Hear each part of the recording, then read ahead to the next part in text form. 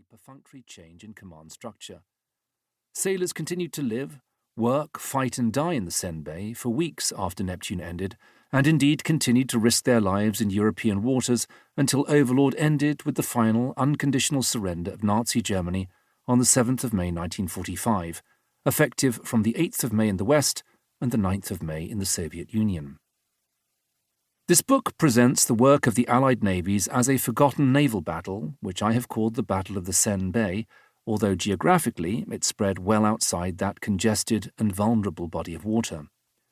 It began sometime after August 1943, when the Allied political and military leadership, acting on the advice of their planners, finally decided that the invasion would take place on the Normandy coast.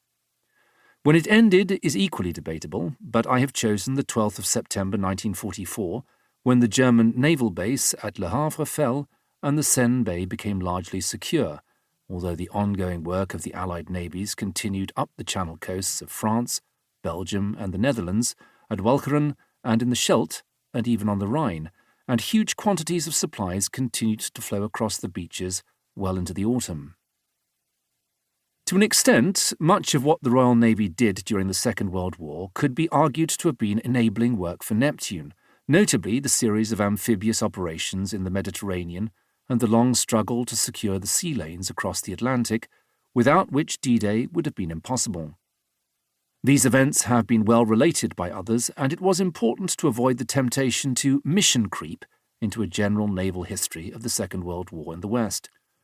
Similarly, the strategic decision-making process which led to an invasion in Normandy in 1944 has been effectively covered by other writers, so I have confined myself to the briefest contextual summary of the key events of 1939 through 1944. All ranks are given as in 1944, and I have not footnoted final ranks attained. To assist with narrative flow, honorifics, titles, and decorations have generally been omitted, unless relevant to establish character or experience. Similarly, I have generally left out the complicated nuances of the Royal Navy's arcane caste system for commissioned ranks, as I do not believe it is hugely important to know whether someone was temporary, acting, or temporary acting in their role. I have similarly often omitted their status as regular, RN, USN, or reservist, RNR, RNVR, USNR. The distinctions had blurred significantly by 1944, and the vast majority of those who fought in the Seine Bay were hostilities-only personnel of one form or another. German and other European ranks are given in the relevant language, as British equivalents are not always entirely accurate. Ships are introduced for the first time with their national prefix, HMS, USS, and afterwards the name only is given. Metric equivalents are provided for measurements except in direct quotation. Naval formations are usually abbreviated after first introduction, so the British 1st Minesweeping Flotilla abbreviates to 1st MSF, and the German 1st Schnellbootflottille abbreviates to 1st SFLTL. Where possible, all times are taken from contemporary sources, and the 24-hour clock is used throughout, so 0900, 2300, etc. At least 200,000 Allied sailors took part in Neptune, and countless more fought the wider battle of the Seine Bay.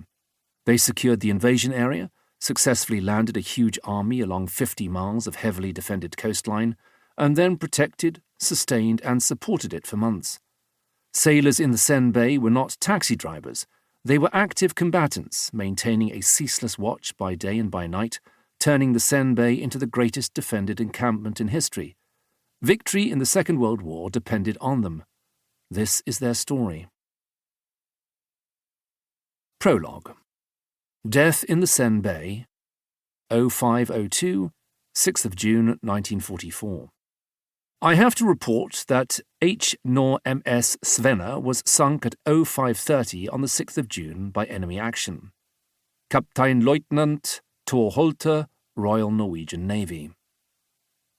On the night of the 5th, 6th of June 1944, Korvettenkapitän Heinrich Hoffmann, commanding the German 5th Torpedobootsflottille at the occupied French port of Le Havre, astride the estuary of the River Seine, was in his cabin aboard his flagship, the torpedo boat T-28, preparing for a routine mine-laying operation in the Channel.